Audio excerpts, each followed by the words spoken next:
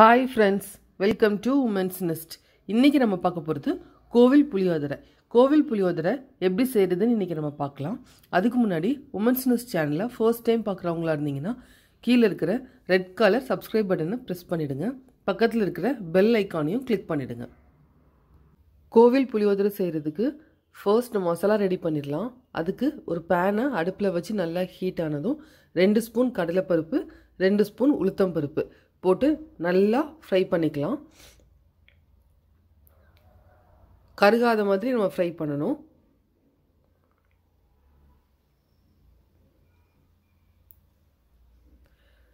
நம்ம எடுக்கிற எல்லா இன்க்ரீடியன்ஸுமே 2 ஸ்பூன் தான்.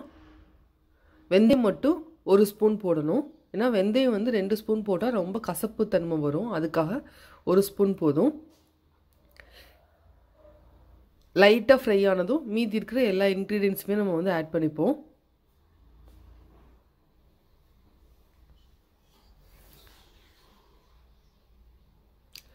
வெந்தயம் வந்து 1 ஸ்பூன், மல்லி 2 ஸ்பூன், மிளகு 2 ஸ்பூன் இதெல்லாம் சேர்த்து நல்லா ஃப்ரை பண்ணிக்கலாம்.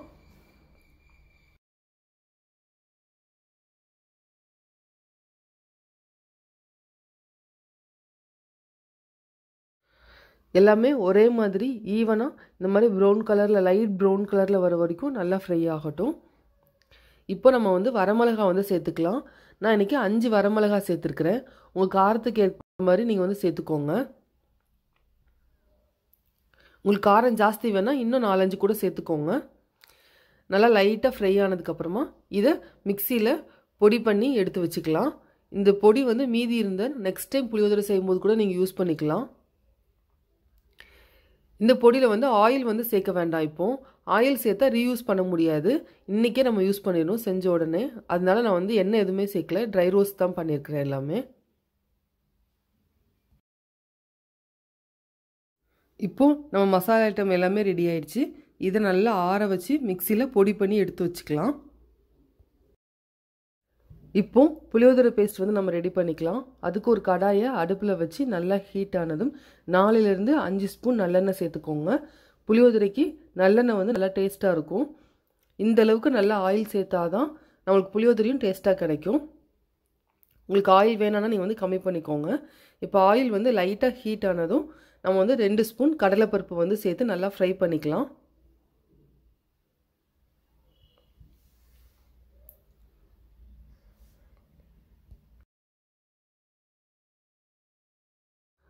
கடலைப்பருப்பு நல்லா ஃப்ரை ஆனதுக்கப்புறமா 1 ஸ்பூன் கடுகு உளுந்தம் பருப்பு சேர்த்துக்கலாம்.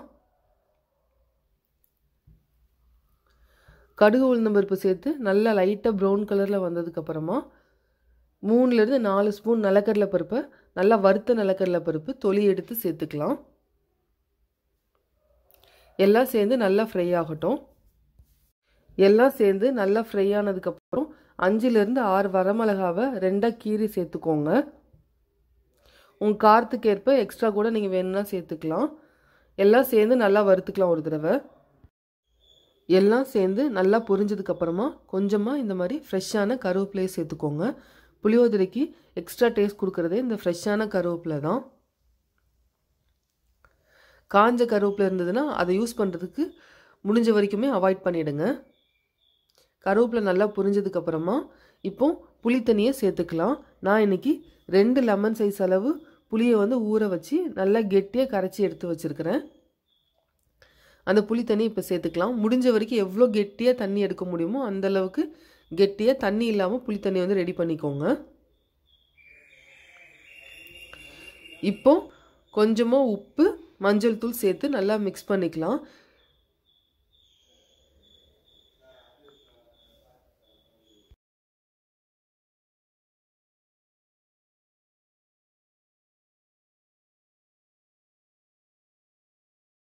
எல்லாத்தையும் சேர்த்து நல்லா மிக்ஸ் பண்ணதுக்கப்புறமா நல்லா கொதிக்கணும். கொதித்து நல்லா பேஸ்ட் மாதிரி ஆகணும். அதனால் புளி தண்ணி வந்து ரெடி பண்ணும்போதே கொஞ்சம் கெட்டியாக ரெடி பண்ணிட்டோன்னா சீக்கிரமாக பேஸ்ட் ஆகிடும். இல்லைன்னா அது வந்து கொஞ்சம் லேட் ஆகும் கெட்டியாகிறதுக்கு. நல்லா கொதிக்கட்டும்.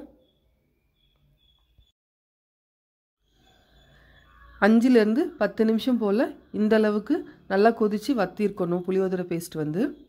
அதாவது நம்ம சேர்த்த புளி தண்ணி வந்து பாதியாக வற்றிருக்கணும். இந்த டைமில் நம்ம ஃபர்ஸ்ட் மசாலா பொடி வந்து அரைச்சி வச்சுருந்தோம்ல, அதை வந்து இந்த மாதிரி குறைன்னு அரைச்சி வச்சுருக்கணும். நல்லா நைஸாக அரைச்சிடாதீங்க. அப்போ தான் சாப்பிடும்போது நமக்கு அந்த க்ரன்ச்சினஸ் தெரியும். அதில் வந்து 2 ஸ்பூன் வந்து இப்போ நான் சேர்த்துக்கிறேன் இந்த மிக்ஸில். இது சேர்த்து 2 நிமிஷம் கொதிக்க விட்டாலே போதும். நல்லா திக்காக ஒரு பேஸ்ட் மாதிரி நம்மளுக்கு வந்து புளியோதரை பேஸ்ட் வந்து கிடச்சிரும். எல்லாம் சேர்த்து நல்லா மிக்ஸ் பண்ணி ஒரு 2 நிமிஷம் நல்லா கொதிக்க விடுங்க. அந்த நம்ம ஊற்றின எண்ணெய் எல்லாமே மேலே நல்லா பிரிஞ்சு வந்துடும்.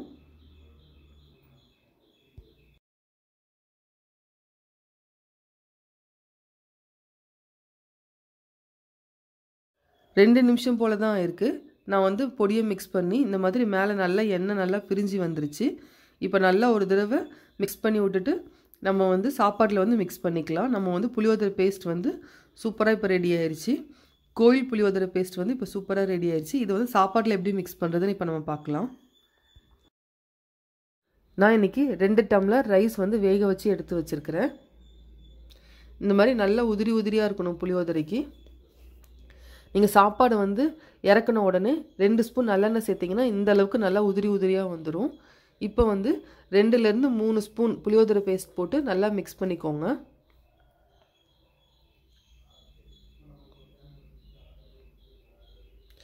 கொஞ்சமாக பேஸ்ட் சேர்த்து நல்லா மிக்ஸ் பண்ணிக்கலாம்.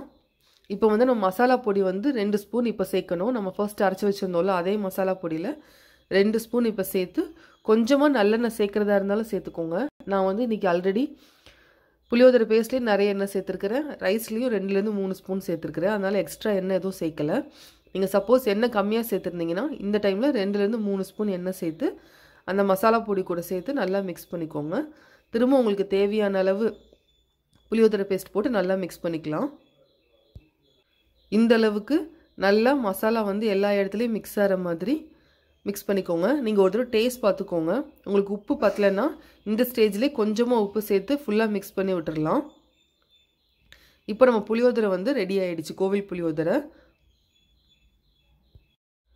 இந்த கோவில் புளியோதரையை நீங்களும் ஒரு தடவை ட்ரை பண்ணி பாருங்கள். ரொம்ப டேஸ்ட்டாக இருக்கும். இந்த புளியோதரை உங்களுக்கு பிடிச்சிருந்துச்சுன்னா லைக் பண்ணுங்கள், ஷேர் பண்ணுங்கள். உமன்ஸ் நியூஸ் சேனலை சப்ஸ்கிரைப் பண்ணாதவங்க சப்ஸ்கிரைப் பண்ணிவிடுங்க. பக்கத்தில் இருக்கிற பெல் ஐக்கானையும் கிளிக் பண்ணிவிடுங்க.